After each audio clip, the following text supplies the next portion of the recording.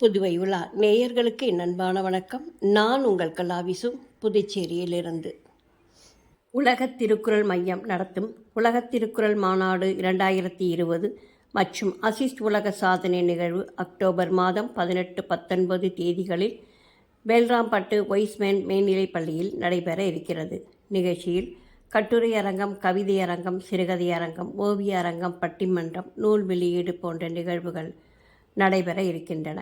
133 குழந்தைகள் திருவள்ளுவர் வேடமணிதல், 133 ஓவியர்கள் திருவள்ளுவர் உருவத்தை வரையும் நிகழ்வு, 133 அடி திரைச்சீலையில் 1330 திருக்குறள் எழுதும் நிகழ்வு, 133 பெண்கள் திருவள்ளுவர் உருவத்தை கோலமாக வரைதல், 133 பெண்கள் பாரம்பரிய உணவு சார்ந்த சமையல் நிகழ்வு நடத்துதல், 33 மாணவர்கள் 1330 திருக்குறளை ஒரே நேரத்தில் வாசித்தல், 33 திருக்குறள் சாதனையாளர்களுக்கு விருது வழங்குதல், 33 அமைப்புகள் செவாலியே கலைமாமணி விஜி சந்தோஷம் அவர்களுக்கு திருவள்ளுவர் விருது வழங்குதல், 33 மணி நேரம் திருக்குறள் முற்றோதல், திருவள்ளுவர் ஓவியத்தை 133 அடி நீளம், 33 அடி அகலம் வரைதல், 1330 மாணவர்கள் 60 திருக்குறளை ஒரே நிமிடத்தில் வாசித்தல் என பலதரப்பட்ட நிகழ்வுகள் ஒரே நேரத்தில் நடைபெற இருக்கின்றன.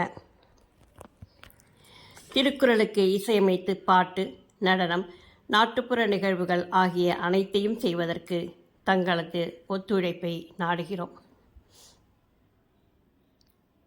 உலக பொதுமறை என அழைக்கப்படும் திருக்குறள் வாழ்வியல் சார்ந்த நூலாகும். அறநெறி பற்றிய உலகின் மிக சிறந்த நூலாக கருதப்படும் இந்நூல் பொதுத்தன்மையாகவும் மதச்சார்மையற்றதாகவும் இருப்பதால் இது கூடுதல் சிறப்பு பெறுகிறது. 2000 ஆண்டுகளுக்கு முன்பு எழுதப்பட்ட நூலாகும். 80க்கும் மேற்பட்ட மொழிகளில் மொழிபெயர்க்கப்பட்ட சிறப்பு இந்நூலுக்கு உண்டு. இறைவன் மனிதனுக்கு சொன்னது கீதை, மனிதன் இறைவனுக்கு சொன்னது திருவாசகம், மனிதன் மனிதனுக்கு சொன்னது திருக்குறள். இத்தகைய சிறப்பு பெற்ற திருக்குறளுக்கும் அதனை எழுதிய திருவள்ளுவருக்கும் பெருமை சேர்க்க உலகத் தமிழர்களே ஒன்று கூடுங்கள், உலகம் நமது என்று சிந்து பாடுங்கள்.